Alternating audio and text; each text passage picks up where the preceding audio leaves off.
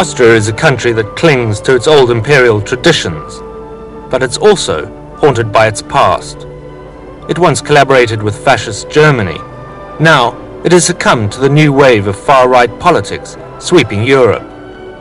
When the troops of the Third Reich marched into the streets of Vienna, this was the only country to applaud, indeed to join them.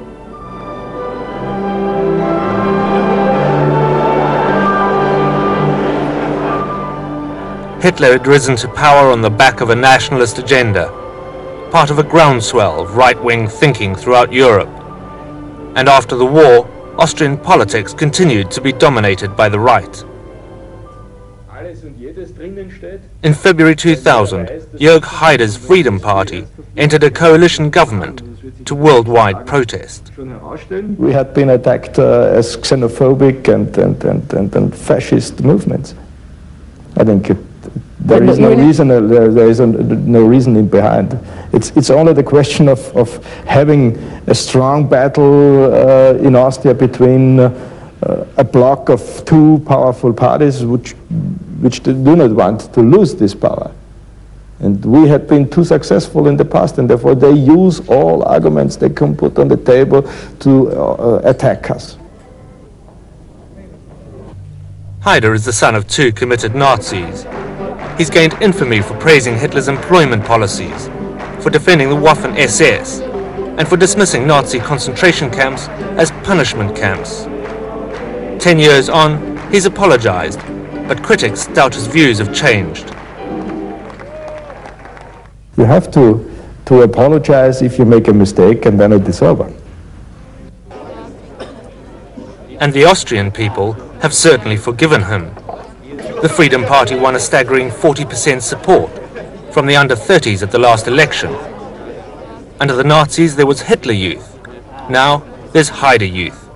He inspires a devoted following. Because he's a very charismatic person, and he also has the touch of the young man, you know.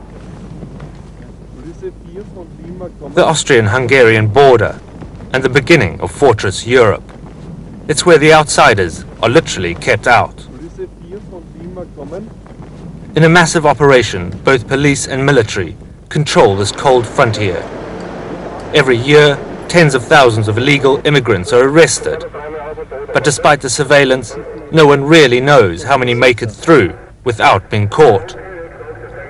Highlighting the burden of immigration has been the Freedom Party's forte.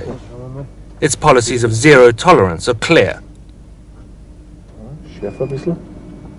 So on immigration, I would say that we can short it or say it in two words: Austria first, or Austrians first. We want to solve first the problems of the Austrians, of our own people, and then later on we can think about immigration.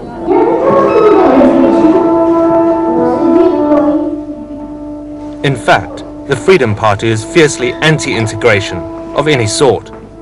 Haider called the European Union's decision to allow more countries to join a declaration of war.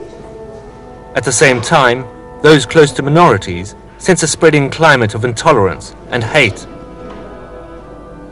Caritas is a charity giving refuge to asylum seekers. The European Union is building up its own Iron Curtain on our side. And this makes me angry. In my district where I live, there are foreigners. And I hear when I go to the shop people complaining about those Turkish people who come to their apartment and the new Yugoslavian cafe over there, and why is there no Austrian cafe anymore and stuff like that.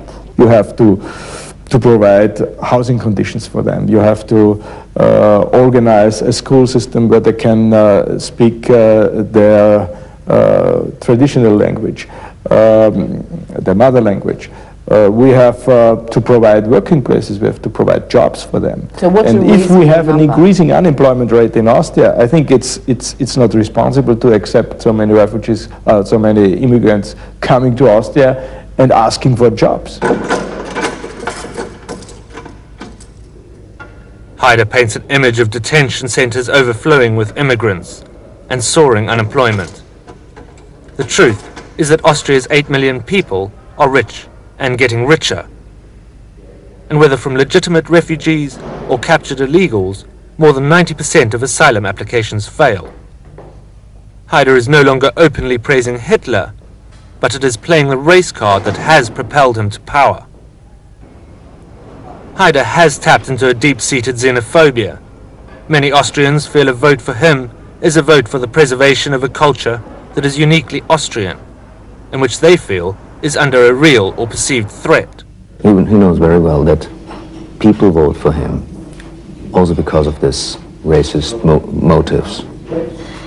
And this is his policy. His policy is to strengthen the problems of everyday life, to make out of social problems ethnic problems. Hitler believed in his racist, anti-Semitic, xenophobic agenda.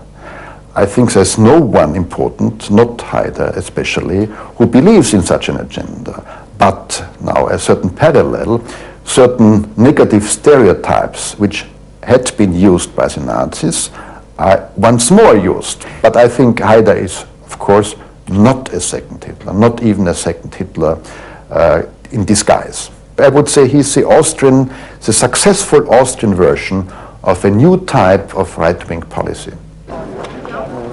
Fascism breeds when a society begins to give credence to the lie that foreigners are to blame for all its ills. When you suppress the truth, it begins to fester. When the lies begin to accumulate, you get ethnic paranoia, you get myths, massacre myths, genocidal myths. You get a whole compacted mass of lies which lie on top of a people and make them literally ill.